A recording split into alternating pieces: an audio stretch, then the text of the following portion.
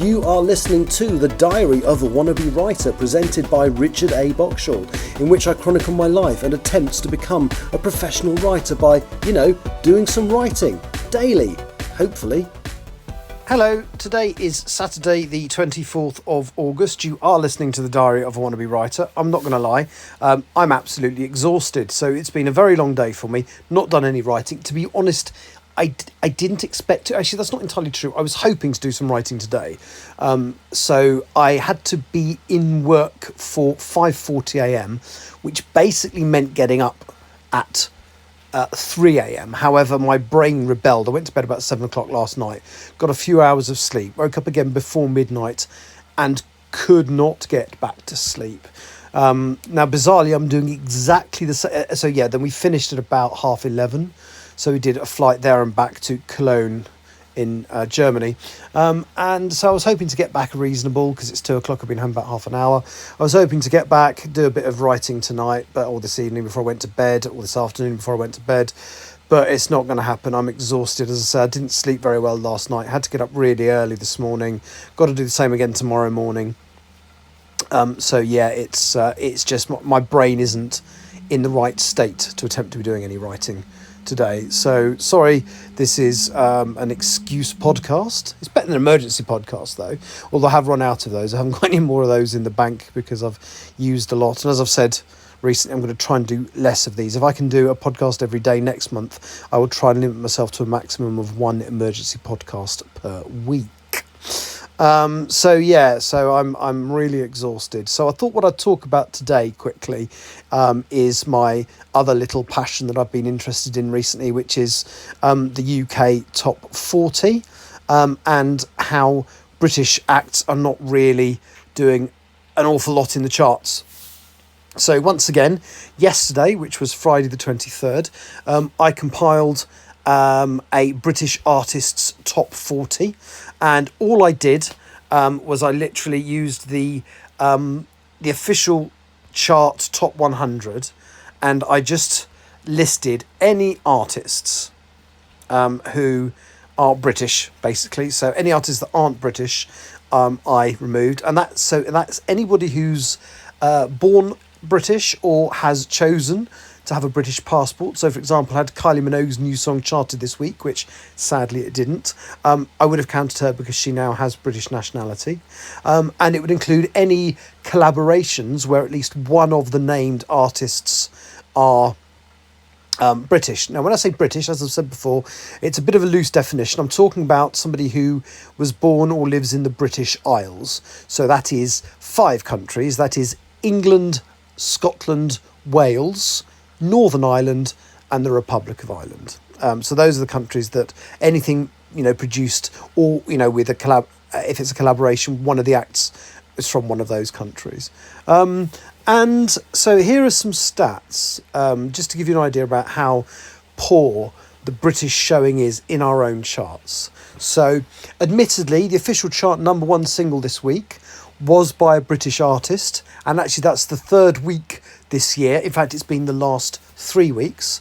So the first week it was Charlie XCX with Billie Eilish with a song called Guess. That was the number 1 2 weeks ago, and then for the last 2 weeks, it's been a collaboration between Chase and Status and Stormzy, and it's a track called Backbone. I'm not a huge fan of Backbone, I'm not going to lie. I do quite like Guess by Charlie XCX featuring Billie Eilish.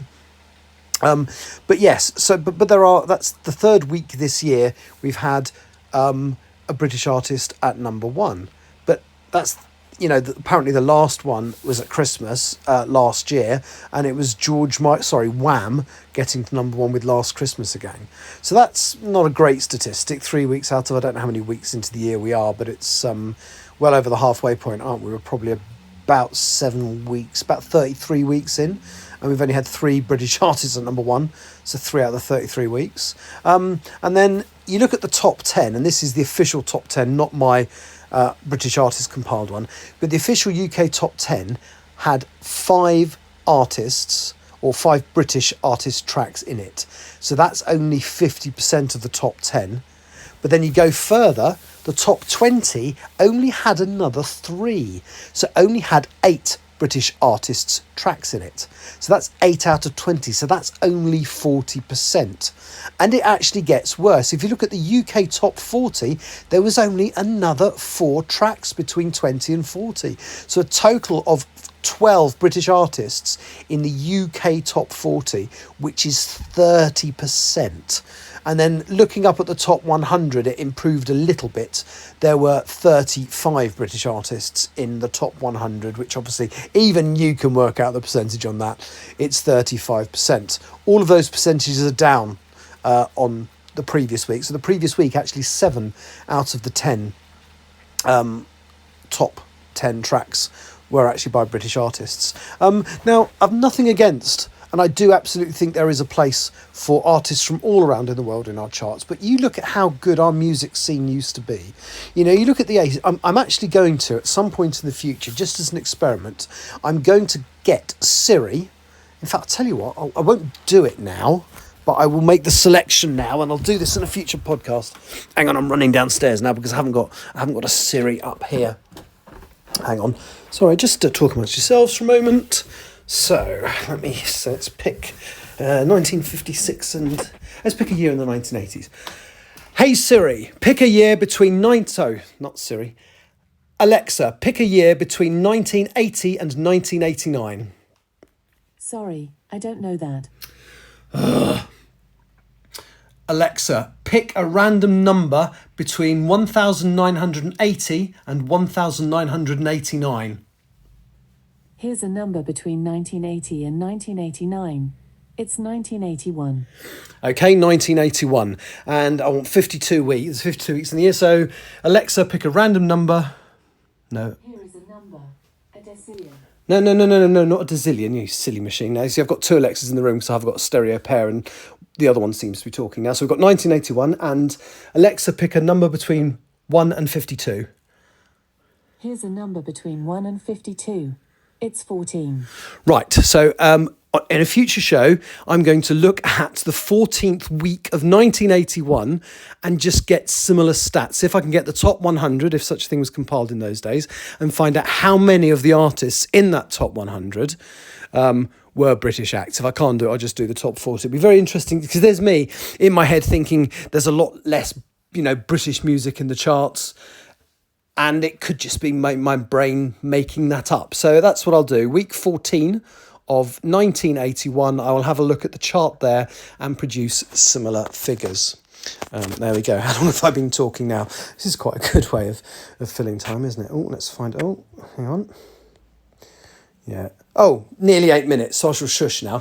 So yeah, so that's my thoughts. This talking English, Andrew, Richard. There's a lot of good music in the charts at the moment, and a lot of it is our own stuff. So there's a lot of stuff that isn't gracing the top 40 that's in the top 100 that's British acts that's really good. I was disappointed that the new Pet Shop Boys track Feel didn't hit the top 100 this week, although it was released in the middle of the week, so that seems like a weird thing to do to get chart exposure. And also the CD single release isn't coming out till September, so that's not very clever. Yeah, so that's it. If you want to know more about British, so every week I compile a chart of just UK artists, as well as presenting these statistics about the British top 10, 20, 40 and 100 to see how much of it is British acts.